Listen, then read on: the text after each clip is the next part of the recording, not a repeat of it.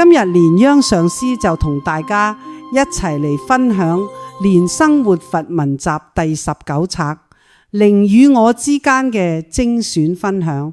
陰間嘅真相，人死咗之後去邊度？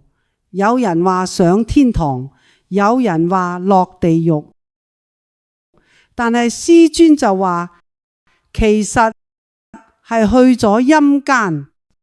陰間呢個地方呢，連天堂同地獄都包埋㗎，即係我哋成日講嘅靈界，全部都係靠氣嚟運行㗎。請問你知唔知陰間喺邊啊？其實陰間同我哋陽間就似一塊銅板嘅兩面咁㗎。睇風水嘅師傅成日講陽宅，我哋住嘅屋同陰宅，先人住嘅地方，但係師尊話陰宅可能仲乾淨過陽宅㗎，因為我哋住嘅屋成日都有啲老朋友一齊住㗎，只係我哋睇唔到佢哋咋。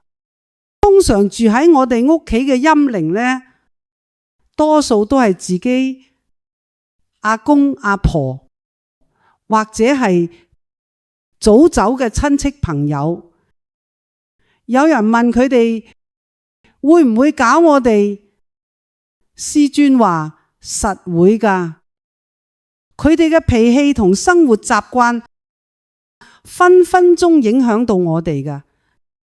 陰靈都有分強同弱，弱嘅仲驚我哋添，但係強嘅真係可以控制人，搞到人古古怪怪咁。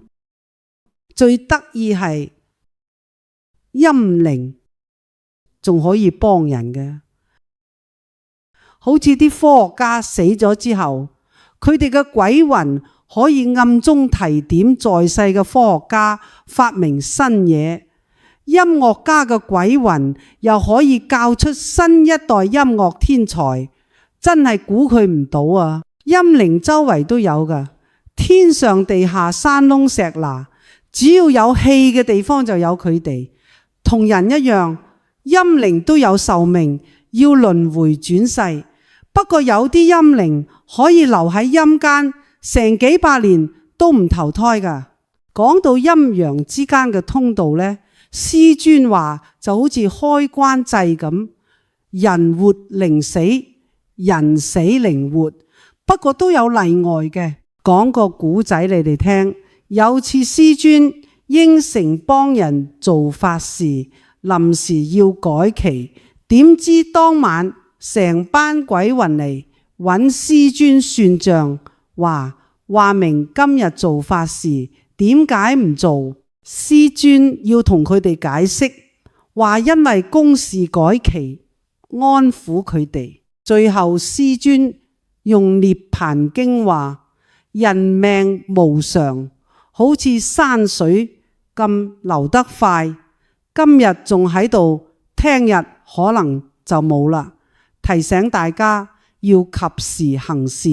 今日就講到呢度先啦。以上內容都係節錄自聖尊蓮生活佛嘅文集，大家記得上網留言啦。下集再見，阿彌陀佛。